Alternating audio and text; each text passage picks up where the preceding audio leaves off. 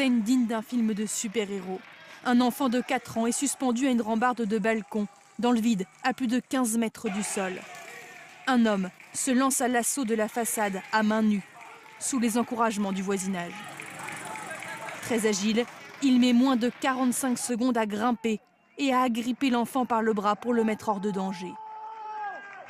Déjà surnommé Spider-Man sur les réseaux sociaux, le héros du jour est un Malien de 22 ans sans papier, arrivé en France il y a quelques mois.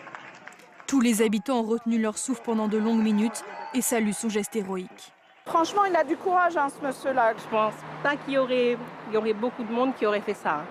Sur Twitter, la maire de Paris a elle aussi réagi. Elle se dit prête à l'aider pour obtenir la nationalité française. Un grand bravo à Mamoudou Gassama pour son acte de bravoure. La ville de Paris aura évidemment à cœur de le soutenir dans ses démarches pour s'établir en France. Au moment de l'incident, le petit garçon était seul dans l'appartement. Il a été placé dans une structure d'accueil et son père a été mis en garde à vue. Il sera déféré au tribunal. BFM TV, il est 8h moins 10. On dit souvent que la société française a besoin de héros. Elle s'en est trouvée un ce week-end en la personne de Mamoudou Gassama, qui est avec nous ce matin dans Première Édition. Mamoudou a sauvé un enfant de 4 ans en escaladant à main nue la façade d'un immeuble du 18e arrondissement de Paris samedi soir. Et à vrai dire, on ne se lasse pas de revoir ces images, Christophe. Eh bien non, on ne s'en lasse pas. Parce que 4 étages, on se dit, Mamoudou, vous avez pris des risques considérables. Vous n'avez absolument pas hésité lorsque vous avez vu ce petit garçon pendu? Non, je n'ai pas hésité. Vous saviez que vous aviez la force dans les bras pour monter jusqu'au 4e? Si. Et à ce moment-là, est-ce que vous dites, je prends un risque, mais tant pis, j'y vais? Si, parce que j'ai vu, donc je n'ai pas pensé rien de moi. Voilà, j'ai vu, donc un enfant de 4 ans, il est dans cette situation. Donc je n'ai rien pensé. Voilà, j'ai pensé de le sauver et dire merci, je le sauvé. Voilà. Lorsque vous arrivez là, tout près de l'enfant, il vous dit quelque chose, l'enfant? Il n'a rien dit avec moi. Quand je le prends, je le demande, je dis pourquoi tu as fait ça? Il n'a pas parlé. C'est une bêtise. Voilà, il n'a pas parlé après. Et donc là, vous le prenez, c'est ça? Et vous le remettez de l'autre côté de la barrière? De l'autre côté, si. Et après, là, j'imagine que vous réalisez ce que vous avez fait. Vous voyez le vide devant vous, vous vous dites... Dans l'appartement, c'est là que ça m'est arrivé mal, j'ai entendu trembler. Dans l'appartement, il y avait personne? Si. Quand on était avec les policiers, voilà. Mamoudou, vous savez, vous allez dans 2 heures à l'Élysée. Alors on va aller tout de suite à l'Élysée, rejoindre notre envoyé spécial Igor Saïri. Le président de la République, Igor, a tenu à recevoir Mamoudou et sa famille, puisque son grand frère est là, on va l'entendre dans quelques instants. Quels sont les arguments de la présidence? Mais qu'il faut féliciter ce jeune homme de 22 ans, jeune malien sans papier. Un rendez-vous à 9h50 précise. Effectivement, le chef de l'État va recevoir en personne Mamoudou. Il s'agit évidemment de félicitations, mais comme l'a dit le porte-parole du gouvernement, cet acte d'une immense bravoure, fidèle aux valeurs de solidarité de la République, doit lui ouvrir les portes de la communauté nationale. Ce geste qui a sauvé un enfant sans penser à sa vie, eh bien, doit être récompensé. Voilà la teneur d'un tweet de Benjamin Griveaux dans la nuit. On peut donc imaginer qu'il va y avoir un geste. On sait par ailleurs qu'à l'agenda du président de la République, il y a ce rendez-vous hebdomadaire avec Gérard Collomb, le ministre de l'Intérieur. Un rendez-vous, un entretien qui aura forcément une teneur particulière. Vous allez voir le président de la République?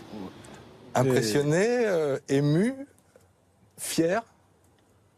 Comment avez-vous su que l'Élysée voulait vous rencontrer? Diaby, vous êtes le frère de Mamoudou. Je n'ai jamais imaginé qu'un jour, je rencontre le président de la République française.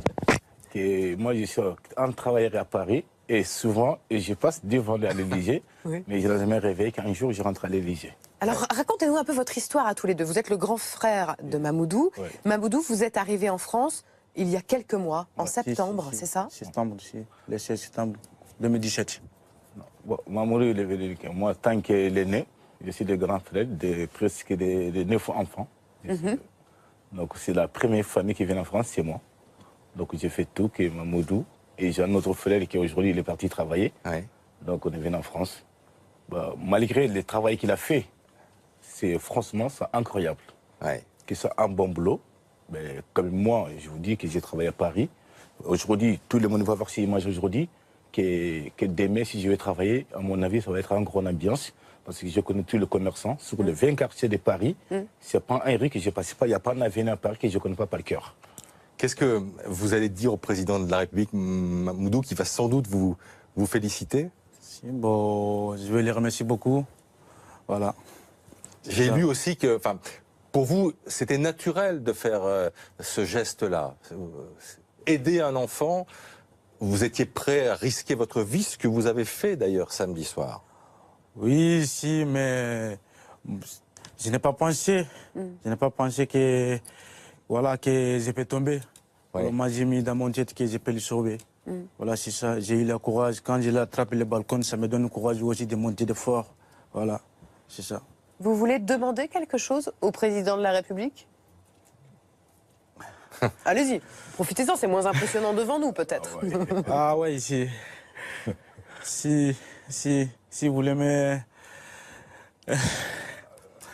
rencontrer, pas de soucis, voilà.